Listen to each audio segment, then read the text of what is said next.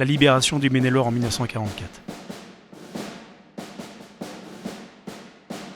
Épisode 1, 6 août 1944, les otages de Segré. Depuis juin 1940, le Maine-et-Loire vit sous le régime de l'occupation allemande. Mais le 6 juin 1944, c'est le D-Day, le débarquement des Alliés sur les plages de Normandie. Les sabotages de la résistance locale et les bombardements aériens des Alliés gênent les mouvements allemands vers la Normandie. La rupture du front allemand en Normandie à la fin du mois de juillet 1944 permet aux troupes américaines de libérer progressivement l'ouest de la France. Le Maine-et-Loire bascule alors en première ligne des combats. Je suis Lilou. Je suis Malo. Nous allons vous faire vivre les différentes dates de la libération du Maine-et-Loire en 1944. Les réfugiés partent vers le sud. Ils veulent franchir la Loire pour fuir les combats et les bombardements. Les maires, les pouvoirs publics, tout le monde semble débordé par le nombre de réfugiés sur les routes. Les soldats allemands sont de plus en plus nerveux et font beaucoup de réquisitions, notamment de vélos. Les gens ont peur de sanctions en cas de refus. Plus les jours avancent, plus les soldats allemands se replient, à pied, à vélo, à cheval ou en camion. Quelque chose se passe. On entend dire que la police allemande, la Gestapo, s'en va et qu'elle brûle ses archives. Les troupes allemandes se dépêchent de partir. Et des prisonniers ont été sortis de la prison d'Angers pour être mis dans des trains. Tout le monde a peur. Les Américains arrivent. Le matin du 5 août, ils ont libéré Pouancé dans le nord du département. Ils vont sûrement aller vers Segré. Les soldats américains arrivent à Segré dans l'après-midi. Les habitants les accueillent avec joie. Les troupes allemandes réagissent et des combats éclatent. Les Américains, prudents, préfèrent se replier. Les Allemands veulent punir les Segréens d'avoir acclamé et fêté l'arrivée des Alliés. Le lendemain, le 6 août dans l'après-midi, les représailles commencent. Les soldats allemands sont revenus en force à Segré. Il y a des coups de feu et des cris. Ils mettent feu à des maisons du centre-ville et prennent des otages. La soixantaine d'otages est gardée ici, sur les marches de la montée Saint-Joseph, à l'angle de la rue Pasteur. Le sous-préfet Paul-Albert Fouet et le maire Gustave Richard réussissent à calmer les Allemands et à faire libérer les otages, en prétextant les utiliser pour lutter contre les incendies. Segré est en feu. Les troupes allemandes se replient dans la soirée, toute la nuit. Les habitants luttent contre les incendies et sauvent la ville. Le 8 août, les convois américains traversent la ville sans combattre. Segré est la première sous-préfecture de Maine-et-Loire libérée. Après Segré, c'est tout le nord du Maine-et-Loire qui est progressivement libéré. Les troupes américaines bousculent les unités allemandes en retraite. Au même moment, l'armée allemande prépare la défense d'Angers, mais au sud de la Loire, la situation est plus incertaine. Au plus profond des forêts, résistants et combattants venus de Londres se préparent à lutter au grand jour.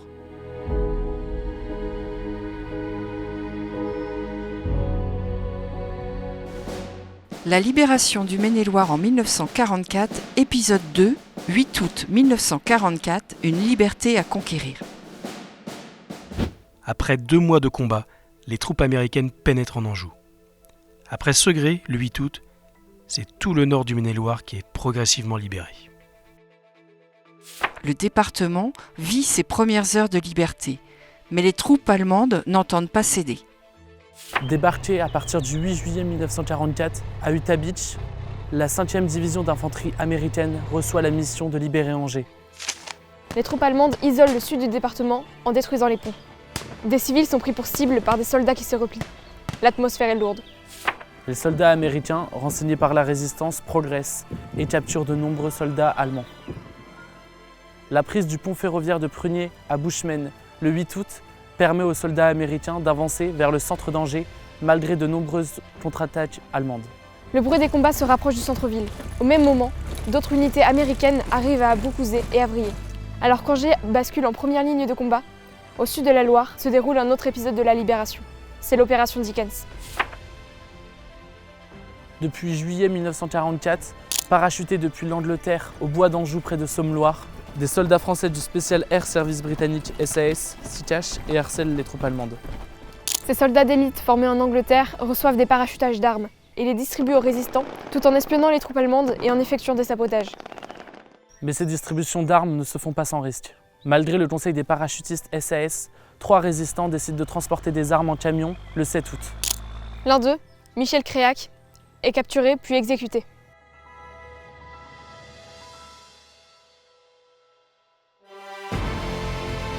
Les soldats allemands comprennent qu'une base importante de la résistance est dans la région. Ils veulent faire un exemple et prennent en otage tous les hommes du village de Tout le Monde qui seront détenus du 7 au 8 août, puis enfin libérés.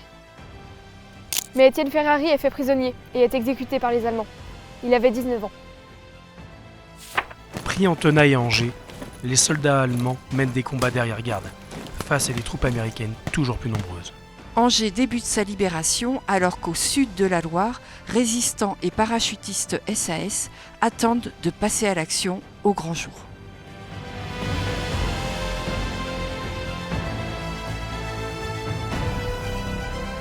La libération du Maine-et-Loire en 1944. Épisode 3. 10 août 1944, Angers et le nord du département sont libérés. À partir du 5 août, les troupes américaines libèrent le nord du Maine-et-Loire.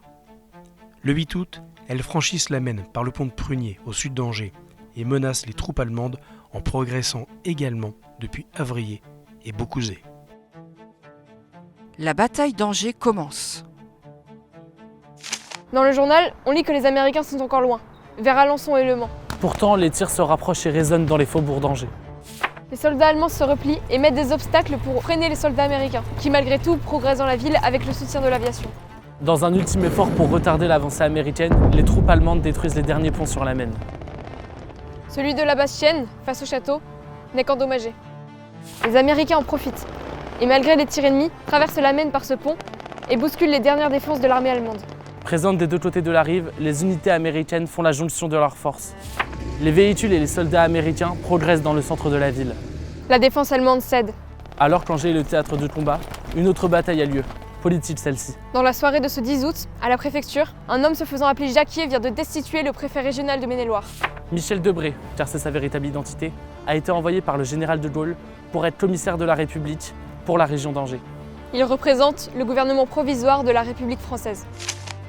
Par de grandes affiches imprimées clandestinement, Michel Debré, dit Jacquier, informe la population de la libération en cours et l'invite à fêter la liberté retrouvée. Tandis que les combats sont toujours en cours, des Angevins osent braver le danger et fêter publiquement l'arrivée des libérateurs. Des combats isolés continuent à Angers alors que s'achève cette journée du 10 août. La ville n'est pas encore totalement libérée et un retour des soldats allemands est encore possible. Ceux-ci se replient au sud de la Loire afin de bloquer l'avancée des Alliés.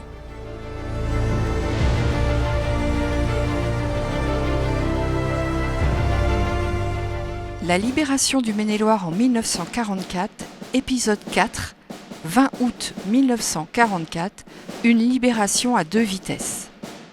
Les troupes américaines libèrent le nord du Maine-et-Loire et notamment Angers. La Loire devient la ligne de front entre l'armée allemande et les soldats américains appuyés par la résistance française. Pourtant, au sud de la Loire, la libération semble encore lointaine. Angers est libre. Les soldats américains ont libéré la ville le 10 août et le lendemain, ils sont partout. Des convois de camions, de chars, de soldats traversent Angers. La foule les accueille et fête leur arrivée. Les soldats allemands ont disparu, à l'exception de ceux faits prisonniers. Les soldats américains nettoient les rues et installent des ponts provisoires pour permettre aux militaires et aux civils de traverser la Maine. Une fête de la libération est organisée en l'honneur des soldats américains, devant le tribunal. Les drapeaux français et américains sont venus remplacer les emblèmes nazis dans les rues. Des soldats américains sont décorés pour leur bravoure, mais quelques kilomètres plus au sud, la situation reste tendue. De chaque côté de la Loire, devenue ligne de front, canons américains et allemands se livrent un duel d'artillerie. Pour les habitants des zones libérées du département, un nouvel organisme fait son apparition, le Comité départemental de la libération. Il doit montrer aux Américains que l'administration française est capable de gérer le département. Les bombardements ne visent pas uniquement la frontière de la Loire. Au sud du fleuve, les aviations alliées ciblent les voies de communication. Comme le viaduc ferroviaire de Chemillé, pour gêner les déplacements des troupes allemandes. Régulièrement attaqués et en pleine retraite, les Allemands continuent les exactions et les prises d'otages. À Saint-Lambert-des-Levés, près de Saumur, ce sont 11 civils, détenus depuis la veille, qui sont fusillés le 20 août. Devenue ligne de front, la Loire sépare les troupes allemandes et les troupes américaines aidées des résistants français. Une fois Angers libéré, les unités américaines sont moins nombreuses et se contentent de maintenir les troupes allemandes de l'autre côté du fleuve. Pour le sud du département, l'attente continue.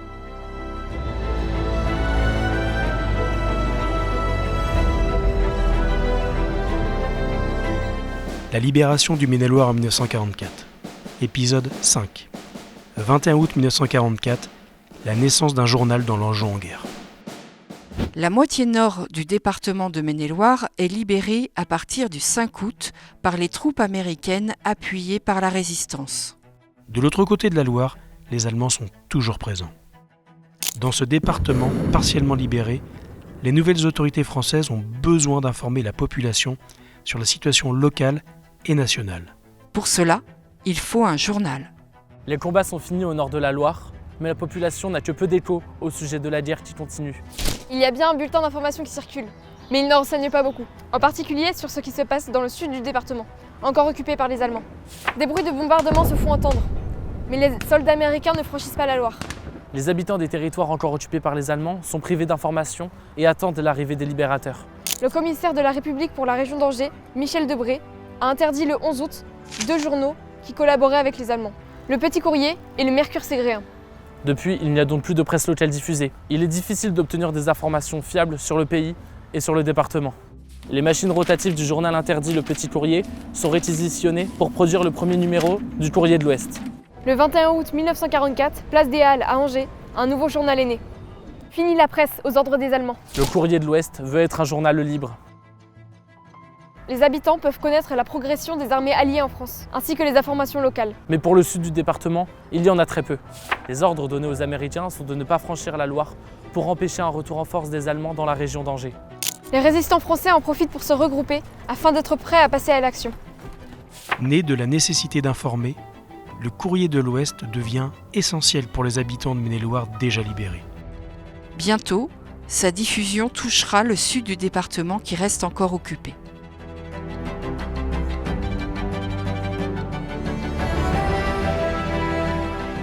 La libération du Maine-et-Loire en 1944. Épisode 6. 31 août 1944. Le Maine-et-Loire, un département entièrement libre. La moitié nord du département de Maine-et-Loire est libérée à partir du 5 août par les troupes américaines appuyées par la résistance. Repliés au sud de la Loire, les soldats allemands sont toujours présents. Ils sabotent les ponts et préparent leur départ malgré les attaques des résistants et les bombardements alliés. La libération totale du département est proche. Les résistants franchissent de plus en plus les bords de Loire et augmentent la pression contre les Allemands qui reçoivent le 29 août l'ordre de quitter les bords de Loire et de se replier. Le Courrier de l'Ouest répand la bonne nouvelle de la libération de Paris. Mais en Anjou aussi, les événements se précipitent. Déserté par les soldats allemands qui ont détruit des ponts sur la Loire, Saumur est libéré le 30 août par les résistants qui ont franchi le fleuve en barque. Après Segré, Saumur est la deuxième sous-préfecture du Maine-et-Loire à être libérée. Mais plus au sud, Cholet est toujours occupée. La ville est progressivement évacuée par les soldats allemands, mais au soir du 30 août, certains s'y trouvent encore. Mené par Alexandre Peltekian, un groupe de résistants accompagné par des parachutistes du SAS français de l'opération Dickens s'infiltre dans la ville sans bruit le 30 août. Ils capturent les derniers soldats allemands présents. Le 31 août au matin, Cholet n'est plus une ville occupée. La dernière sous-préfecture du département du Maine-et-Loire est enfin libre. Le département de Maine-et-Loire est libre après 4 années d'occupation allemande. Les combats et les bombardements ont laissé des traces et l'on attend encore le retour des déportés, des prisonniers de guerre et des travailleurs forcés du service du travail obligatoire. La reconstruction s'amorce alors qu'une nouvelle presse comme le Courrier de l'Ouest se diffuse. Les nouvelles autorités républicaines, quant à elles, s'attachent à restaurer la confiance envers les institutions. Célébrée dans le Maine-et-Loire comme dans toute la France, la capitulation allemande du 8 mai 1945, puis celle du Japon du 2 septembre 1945, mettent un terme à la Seconde Guerre mondiale.